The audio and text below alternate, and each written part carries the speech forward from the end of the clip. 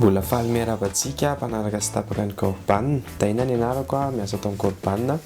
Androany a nolotra anareo singa anankiray ahafahana manampy anareo zany amin'ny resaka entretien, zany hoe hiprépare anareo a avant ny entretien. Efa nanolotra fandaharana ihany teo aloha mikasika ny présentation ana CV, présentation ana zavatra fa ty anankiray ty miankina amin'le teo aloha ihany, zany hoe ny préparation ny entretien. Le izy a application anankiray no ampiasaintsika, zany hoe mila téléphone aloha tsika voalohany indrindra ary mila data kely ahafahana télécharge an'le izy. Ohatran'ny rehetrarehetra ihany rehefa te haka application anao dia miditra au niveau an'ny Play Store, rehefa tafiditra au niveau an'ny Play Store ianao a dia manao recherche ny application izay ho ampiasaintsika zany amin'ny préparation d'entretien, tsy ino zany fa entretien d'embauche, zay mihitsy ilay anaran'ilay application. Avy ato amin'ny ilako ato moa zany le izy a izay hitanareo eo, io le application io. Io application io a ahafahana manao zavatra maro, zany hoe se préparer ao anatin'ny entretien, soit ianao mipetraka en tant que candidat, soit ianao mipetraka en tant que recruteur amin'izay fotoana izay. Rehefa sokafantsika moa le application dia toy izao ny pauziny aloha voalohany indrindra, dia cliquentsika au niveau dia entretien d'embauche, io zany interface première interface. Rehefa tafiditra ao anatiny amin'izay ianao dia misy an'ireo zavatra ireo misoratra, les 34 questions d'importation en entretien d'embauche, 8 questions interdites en entretien d'embauche et 8 questions pertinentes, 10 questions à ne pas poser en entretien et entretien au centre d'appel, zany hoe ahafahanao se préparer amin'ny entretien rehetrarehetra le izy toa moa ianao ka miditra en tant que au niveau ana call center dia afaka manampy anao koa zay amin'ny fanatanterahana ny entretien anao. Raha sokafantsika le question voalohany iny dia hitanareo angamba le question maromaro eo, misy 34 anisany araka le soratra teo aloha teo, maro dia maro izy ireo afaka manampy anareo amin'ny se préparer nareo zany par rapport à l'entretien. Io afaka ataonareo au niveau an'ny ohatrano io aloha nandehanana ny entretien any amin'ny toilette na tsy fantatra izay metimety anareo zany. Raisitsika fotsiny ohatra zao hoe parlez-moi de vous. Raha mikasika an'io question io ohatra zao dia misy efa valiny eo ambany ahafahanareo zany mamaly zany raha ohatra ka manontany le recruteur. Reo question reo question de base au niveau ana recrutement reo, zany hoe presque zany rehefa misy recrutement dia tsy maintsy ametraka an'ireo foana les recruteurs, donc reo zany mila maîtriser nareo aloha par avant. Ohatra zao io zao ampidinika ny 9e question, comment expliquez-vous votre longue période sans emploi? Que disent vos collègues de vous? Combien de temps vous voyez-vous travailler pour nous? Reo zany alohan'ny question anisan'ny hoe afaka hanampy anareo au niveau an'ny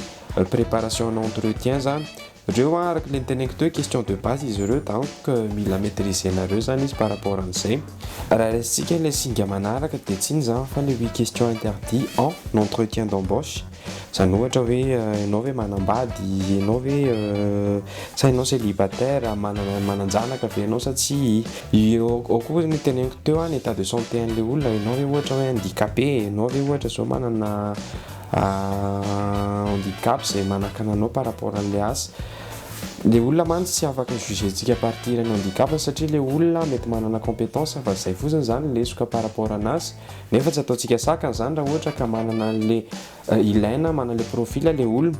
Ao anatin'izay koa tsy afaka ny antany mihitsy ianao hoe sexualité, en matière de sexualité chacun est libre de faire ce qu'il plaît, zany hoe inona ianao hoe manambady lehilahy, ianao hoe manambady vehivavy, tsy haiko moa zany fa zay no azo tenenao au niveau an'izay sexualité zay. Tsy azonao koa manontany mikasika ny religion an'le olona hoe silamo ve izy ve mpino ohatr'izany.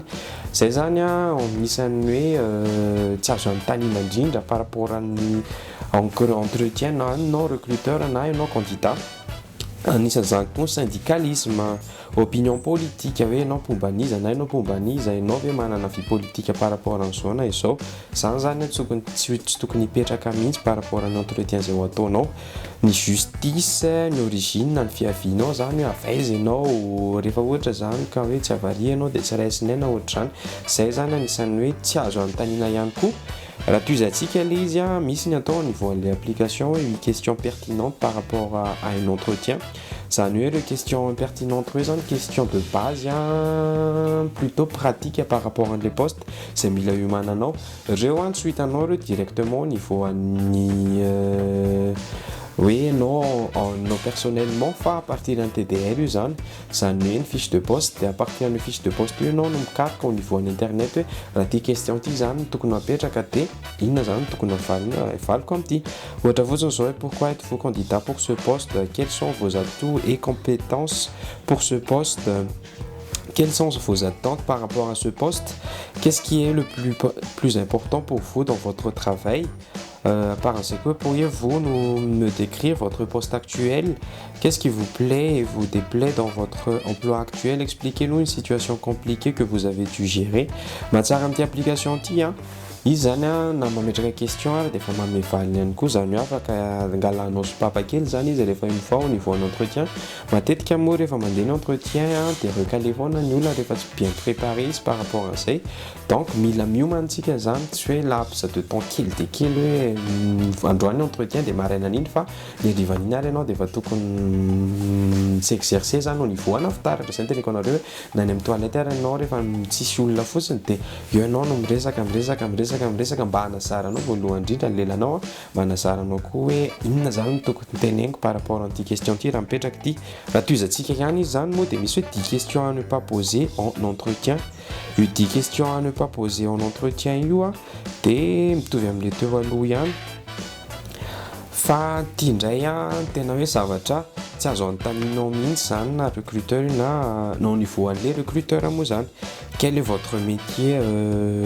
dans l'entreprise ou par exemple obtient-on rapidement une promotion au niveau de l'entreprise auquel vous serez intégré? Quels sont les horaires de travail dans l'entreprise? Zany zao anisany hoe tsy tokony hoe apetraka zany fa tokony ho tenenina aminao satria ny horaire zany raha vao ohatra ka mipetraka hoe ianao manontany an'izany dia ohatrany hoe kamo ianao zany satria hoe firy zany tsika ny tokony hanomboka dia firy marina fa hoe mila misorganiser anao par rapport amin'ny horaire fa ianao tsy afaka ny antany an'izay mihitsy au niveau any entreprise fa aloha izy no hitenanao hoe ay zao nareo miditra amin'izao nareo miditra dia amin'izao nareo mirava dia à partir an'izay fotsiny ianao misorganiser zany zany raha tena marina tokony hoe tsy fametraka fa tokony tenenina anisan'izany ihany koa hoe comment peut-on rattraper les heures supplémentaires raha vao mametraka an'izay mantsy ianao hoe comment rattraper les heures supplémentaires dia misy fotoana zany ianao tsy asa fa mety hoe hanao zavatra hafa ianao dia se rattraper anao par rapport an'izay mety hoe hiasa alina be avy afaka manao an'izao avy zay anisan'ny hoe tsy mety satria rehefa ohatra ka hoe 8 heures de temps travaillanao par jour dia tokony respecter zay au niveau ny l'entreprise. Quel salaire proposez-vous pour ce poste? Io marina fa hoe manana grille salariale ny entreprise fa araka le niteneniko anao teo aloha ihany koa zany question zany anisan'ny question tsy maintsy ho apetraky ny recruteur anao donc mila miandry an'izay fotoana izay ianao hafa indray raha ohatra ka hoe tsy niteny le recruteur fa niteny anao izy hoe proposez-nous votre salaire na hoe ataovy anaty CV anao na anaty LM anao salaire anao dia mety tsy antany anao an'izay tsony izy dia amin'izay fotoana izay ianao zany tokony hoe antany indray raha amin'ny cas iny hoe adéquat par rapport an'le poste ve le salaire sa hoe ahoana matetika mantsy ny recruteur koa mety hoe manana ny ataony izy dia misy fotoana misy zavatra dininy dia amin'izay fotoana izay ianao manontany anazy fa mety tsy ho anontaniny ianao dia toizantsika anisan'izay ihany koa quels sont les avantages sociaux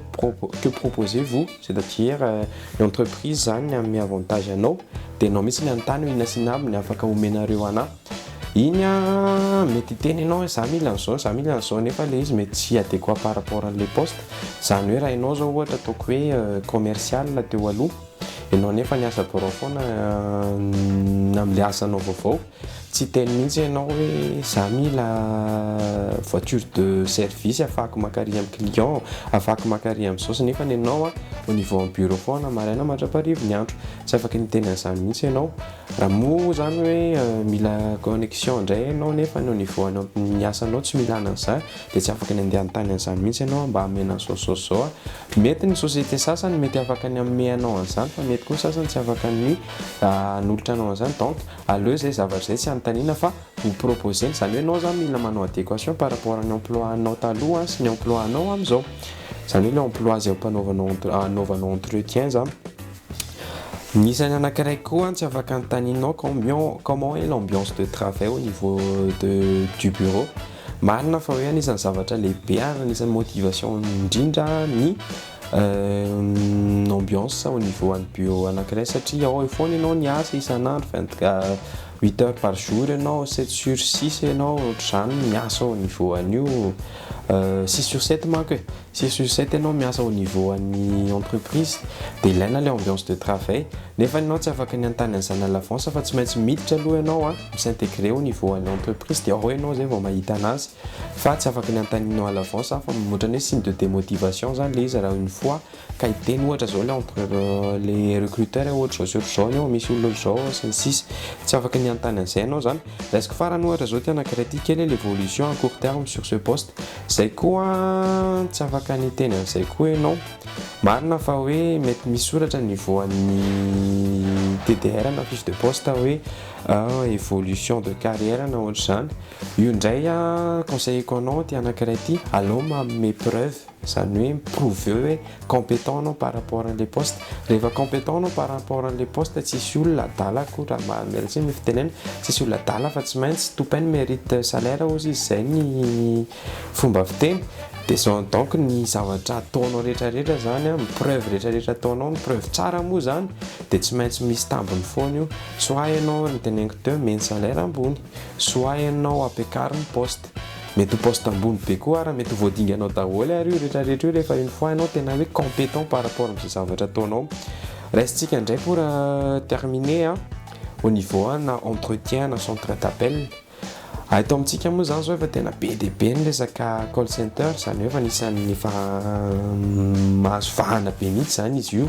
betsaka tena betsaka resaka fotsiny zao koa ty anankiron-drano iny zao efa tena maro be dia be mihitsy izy ty anankiray ty a anisan'ny ty question anankiray ty le au niveau an'ny entretien centre d'appel ty le questionnaire moa zany tena nampy anao io satria au niveau ana centre d'appel ny communication plutôt se basé zany hoe langue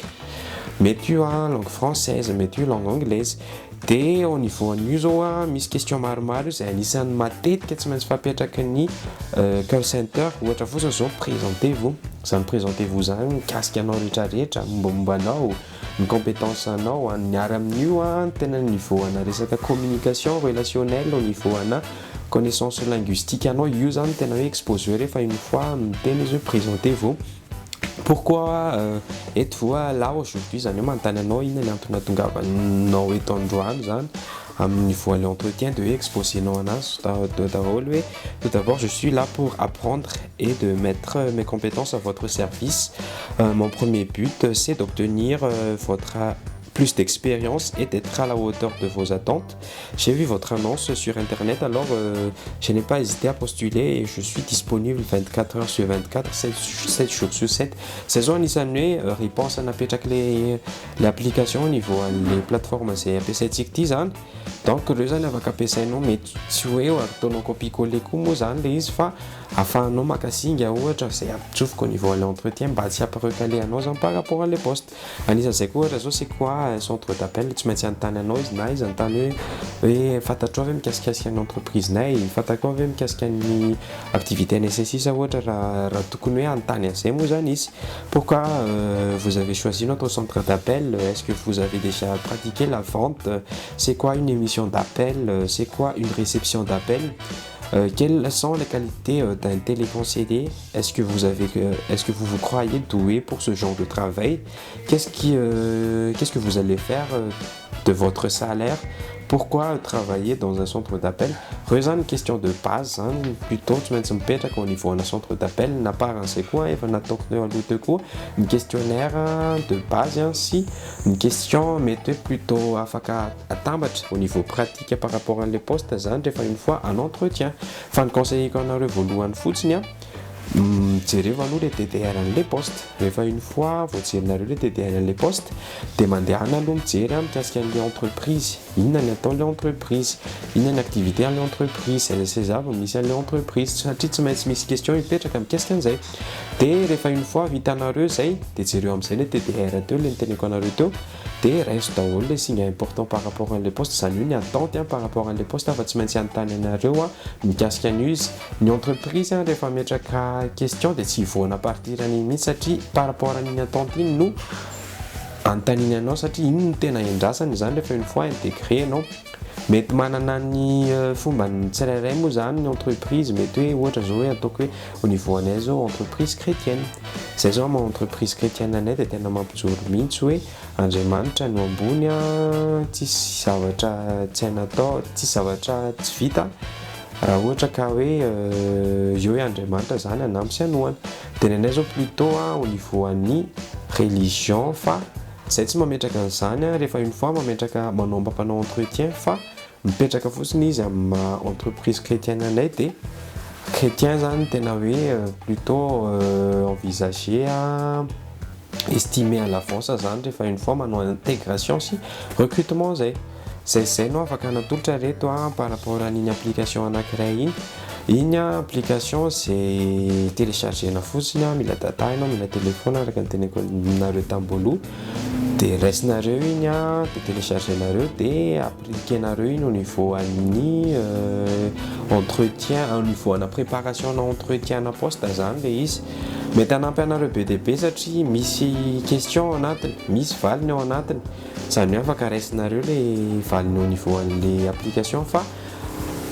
ovainareo ny fomba fiteny anazy rehefa une fois au niveau an'le entretien aza mamorona fotsiny nefa rehefa une fois mametraka question entre ny recruteur fa ezao foana valina selon an'ny compréhension anareo par rapport an'le question dia mankasitraka anareo nanaraka hatramin'ny farany dia manaraka indray tsika mitondra application na zavatra hafa zay mety utile au niveau RH mankasitraka tompoko.